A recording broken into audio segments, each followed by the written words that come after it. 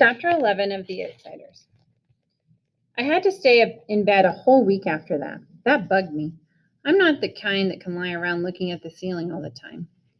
I read most of the time and drew pictures. One day I started flipping through one of Soda's old yearbooks and came across a picture that seemed vaguely familiar. Not even when I read the name Robert Sheldon did it hit me who it was. And then I finally realized it was Bob. I took a real good long look at it. The picture didn't look a whole lot like the Bob I remembered, but nobody ever looks a whole lot like his picture in a yearbook anyway. He had been a sophomore that year. That would make him about 18 when he died. Yeah, he was good-looking even then, with a grin that reminded me of Soda's, a kind of reckless grin. He had been a handsome black-haired boy with dark eyes, maybe brown like Soda's, maybe dark blue like the shepherd boys. Maybe he'd had black eyes like Johnny. I had never given Bob much thought. I hadn't had time to think. But that day I wondered about him. What was he like? I knew he liked to pick fights, had the usual social belief that living on the west side made you Mr. Super Tough, looked good in dark wine-colored sweaters, and was proud of his rings. But what about the Bob Sheldon that Cherry Valance knew? She was a smart girl. She didn't like him just because he was good-looking. Sweet and friendly, stands out from the crowd, that's what she had said. A real person, the best buddy a guy ever had. Kept trying to make somebody stop him. Randy had told me that. Did he have a kid brother who idolized him? Maybe a big brother who kept bugging him not to be so wild? His parents let him run wild because they loved him too much or too little.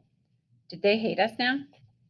I hoped they hated us, that they weren't full of that pity the victims of environment junk the social workers kept handing Curly Shepherd every time he got sent off to reform school. I'd rather have anybody's hate than their pity. But then, maybe they understood, like Cherry Valance. I looked at Bob's picture, and I could begin to see the person we had killed. A reckless, hot-tempered boy, cocky and scared stiff at the same time. Pony boy? Yeah, I didn't look up. I thought it was the doctor. He'd been coming over to see me almost every day, although he didn't do too much except talk to me. There's a guy here to see you. Says he knows you. Something in Derry's voice made me look up, and his eyes were hard. His name's Randy. Yeah, I know him, I said. You want to see him? Yeah, I shrugged. Sure, why not? A few guys from school had dropped by to see me. I've quite a few friends at school, even if I am younger than most of them and don't talk much. But that's what they are, school friends, not buddies. I had been glad to see them, but it bothered me because we live in kind of a lousy neighborhood and our house isn't real great. It's run down looking and everything, and the inside's kind of poor looking too, even though for a bunch of boys we do a pretty good job of house cleaning. Most of my friends at school come from good homes, not filthy rich like the socialists, but middle class anyway. It was a funny thing. It bugged me about my friends seeing our house, but I couldn't have cared less about what Randy thought. Hi, pony boy.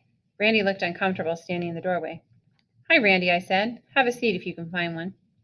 Books were lying all over everything. He pushed a couple off a chair and sat down. How you feeling? Jerry told me your name was on the school bulletin. I'm okay. You can't really miss my name on any kind of bulletin. He still looked uncomfortable, although he tried to grin. Want to smoke? I offered him a weed, but he shook his head. No thanks. Pony boy, one reason I came here was to see if you were okay, but we got to go to the judge tomorrow. Yeah, I said, lighting a cigarette. I know. Hey, holler if you see one of my brothers coming. I'll catch it for smoking in bed. My dad says for me to tell the truth and nobody can get hurt. He's kind of upset about all this.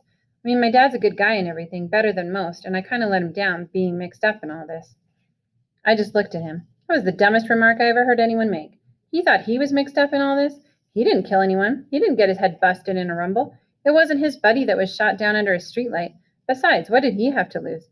His old man was rich. He could pay whatever fine there was for being drunk and picking a fight. I wouldn't mind getting fined, Randy said, but I feel lousy about the old man, and it's the first time I've felt anything in a long time. The only thing I felt in a long time was being scared. Scared stiff. I'd put off thinking about the judge and the hearing for as long as I could. Soda and Derry didn't like to talk about it either, so we were all silently counting off the days while I was sick, counting the days that we had left together. But with Randy sticking solidly to the subject, it was impossible to think about anything else. My cigarette started trembling. I guess your folks feel kind of awful about it, too. My parents are dead. I live here with just Derry and Soda, my brothers. I took a long drag on my cigarette. That's what's worrying me. If the judge decides Derry isn't a good guardian or something, I'm liable to get stuck in a home somewhere. That's the rotten part of this deal. Derry is a good guardian. He makes me steady and knows where I am and who I'm with all the time. I mean, we don't get along so great sometimes, but he keeps me out of trouble, or did. My father didn't yell at me as much as he does. I didn't know that. Randy looked worried. He really did.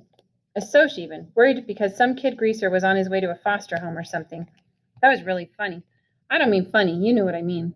Listen to me, Pony. You didn't do anything. It was your friend Johnny that had the knife. I had it. I stopped him. He was looking at me strangely. I had the knife. I killed Bob. Randy shook his head.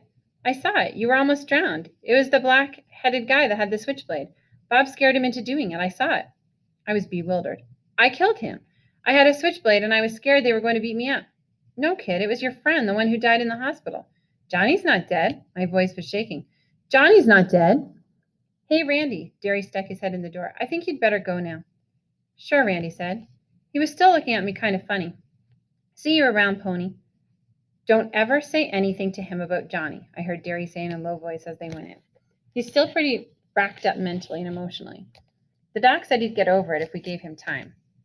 I swallowed hard and blinked. He was just like all the rest of the Soches, cold-blooded mean. Johnny didn't have anything to do with Bob's getting killed. Pony boy Curtis, put out that cigarette. Okay. I put it out. I ain't going to go to sleep smoking, Derry. If you make me stay in bed, there ain't anywhere else I can smoke. You're not going to die if you don't get to smoke, but if that bed catches on fire, you will. You couldn't make it to the door through that mess. Well, golly, I can't pick it up and Soda doesn't, so I guess that leaves you. He was giving me one of those looks. All right, I said. That don't leave you. Maybe Soda will straighten it up a little. Maybe you can be a little neater, huh, little buddy? He'd never called me that before. Soda was the only one he'd ever called little buddy. Sure, I said. I'll be more careful.